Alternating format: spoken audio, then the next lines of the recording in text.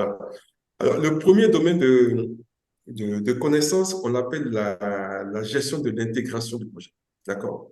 Ça, c'est le tout premier domaine qui est propre au chef de projet.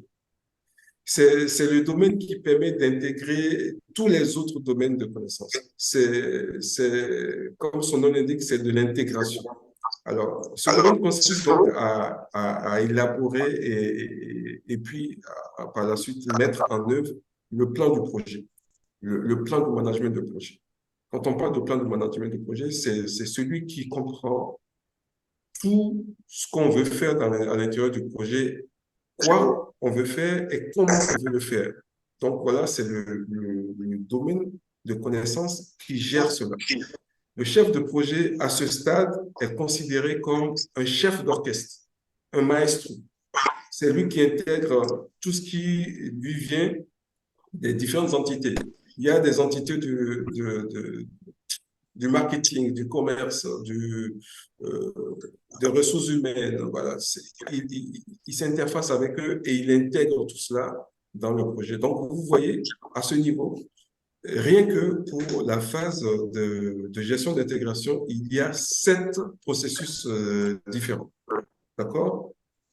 Euh, c'est ce que je vous affiche là. Rappelez-vous, je vous avais parlé des groupes de processus. C'est exprès que j'en ai parlé parce que ce sont des choses qu'on a vues le mois dernier, mais il est important que je le rappelle ici parce que dans chaque domaine de connaissance, il y a des processus et qui se font dans des phases différentes.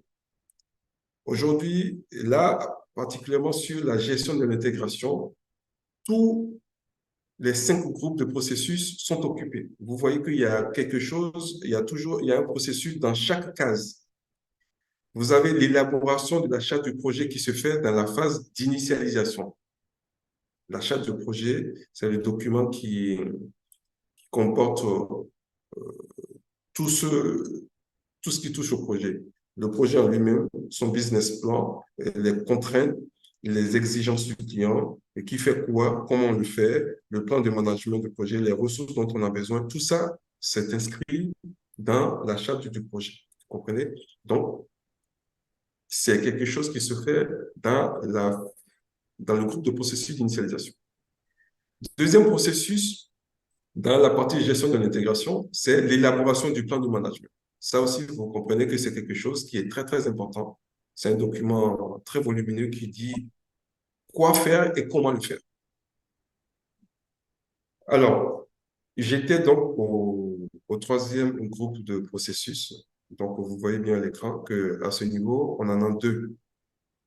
On a deux. Il y a la phase qu'on appelle diriger et gérer le travail du projet. Donc, le terme le dit, hein, c'est qu'il faut gérer sa ressource, il faut gérer les livrables, il faut surveiller ce qui se fait. Et gérer la connaissance du projet. Donc, gérer cela, c'est gérer la connaissance du projet, on met en place un document qu'on appelle du lesson learn. Donc, la leçon apprise, et dans lequel on met ce qu'on a découvert qui devrait servir à d'autres projets par la suite. Ensuite, il y a le processus dans la catégorie de processus de maîtrise, il y a aussi 2 processus qui est la maîtrise du projet et la maîtrise des changements.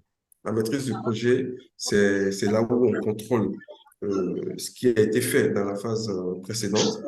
On mesure la compatibilité avec ce qui est attendu par le client et puis on décide si on doit y apporter un changement ou pas. Et si on doit y apporter un changement, ben, en fait, on renseigne le changement qu'on doit apporter et puis on demande l'aval du sponsor ou du client et puis on repart au début à nouveau pour refaire ce qu'il y a à faire.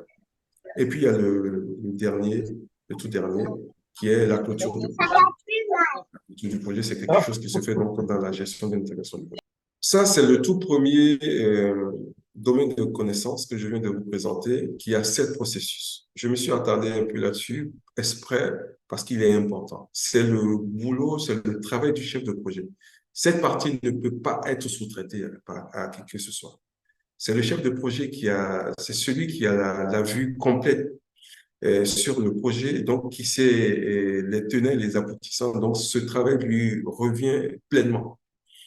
Il y a d'autres domaines de connaissances qui peuvent être sous-traités à d'autres entités suivant la taille de l'entreprise. Par exemple, quand on parle de la gestion des ressources humaines, parfois ça peut être déporté à d'autres entités de l'entreprise. Mais ça, la gestion de l'intégration, c'est pas négociable, c'est le travail du chef de projet. C'est